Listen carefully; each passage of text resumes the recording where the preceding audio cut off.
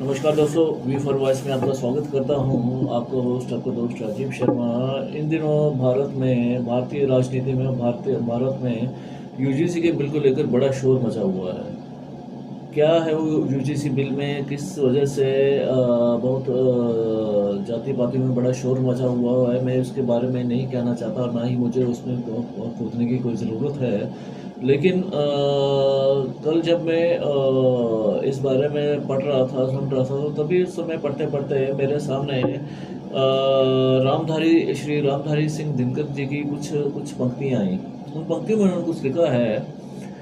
मूल मूल जानना बड़ा मुश्किल है, मूल जानना बड़ा कठिन है नदियों का वीरों का। मूल जानना बड़ा कठिन है नदियों का वीरों का।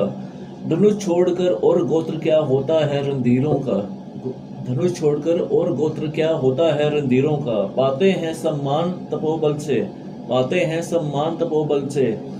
भूतल पर शूर पाते हैं पाते हैं सम्मान तपोबल से। भूतल पर शूर जाति जाति का शोर मचाते हैं केवल कायर और क्रूर। तो इस पंक्तियों में श्री रामधारी सिंह दिनकर ने सब कुछ व्याख्यान कर दिया है।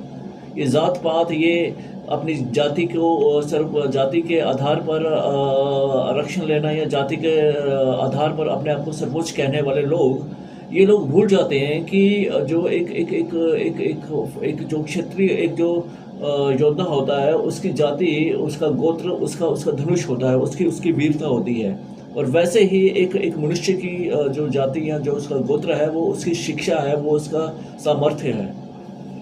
ये फिर क्यों जाति जाति के पीछे पिछले कई वर्षों से, मैं तो कह रहा हूँ सहस्त्रों वर्षों से ये चीज़ें चली आ रही हैं। जाने हम इस बेड़ियों से कब आज़ाद होंगे। अंग्रेज़ों से आज़ाद होंगे, मुगलों से आज़ाद होंगे, कई और चीज़ों से, कई और उपनिवेशों से आज़ाद होंगे। लेकिन ये जात पात एक ऐसी बेड़ी है जो भारत में एक अपना ऐसा बेड़ा डाले बैठी हुई है कि इसने किसी को नहीं जकड़ रखा है। लोग ही इसको पकड़ पकड़ चल रहे हैं।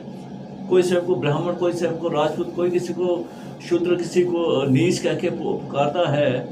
और उसी के आधार पर ये जो हमारा जो भारत भूखंड है, जो हिंदुस्तान है, जो ये हिंदू है, ये बटा हुआ है और सदैव बटा ही रहेगा। और हमेशा ये राजनीति के तलवे चाटता रहेगा और सदैव गरीब रहेगा जब तक ये इस बेड़ी से बाहर नहीं आएगा। तो ये यूजीसी को हो हल्ला होना तो एक आम सी बात है। ये तो इससे पहले भी होता रहा है, सदियों से होता रहा है। उम्मीद है कि भारत इससे उभरेगा और बाहर आएगा, और मैं आने वाली जनरेशन से ये उम्मीद कर